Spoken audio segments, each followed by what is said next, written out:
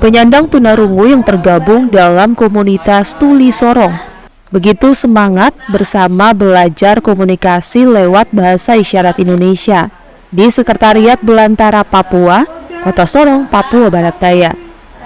Komunitas yang sudah ada sejak tahun 2020 ini di dalamnya beranggotakan 35 orang yang terdiri dari penyandang tunarungu baik dari sekolah luar biasa maupun mereka yang tidak bersekolah dan teman dengar atau masyarakat normal. Selama ini sebagian dari penyandang tunarungu belum memahami benar bahasa isyarat Indonesia, sehingga lewat komunitas ini mengajarkan kepada mereka agar lebih memahami bahasa isyarat dengan benar untuk berkomunikasi ke masyarakat luas. Yang membangunnya adalah teman-teman tuli sendiri. Jadi mereka membangun komunitas tuli ini supaya mereka bisa menyuarakan mereka punya bahasa isyarat ini, karena yang diajarkan di sekolah luar biasa atau SLB itu bukan bahasa isyarat Indonesia yang sedang kita pelajari ini, tapi sistem isyarat.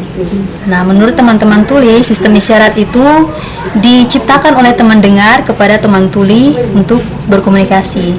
Sedangkan bahasa isyarat Indonesia atau Bisindo ini diciptakan sendiri oleh teman tuli dan berkembang dalam komunitas-komunitas tuli yang ada.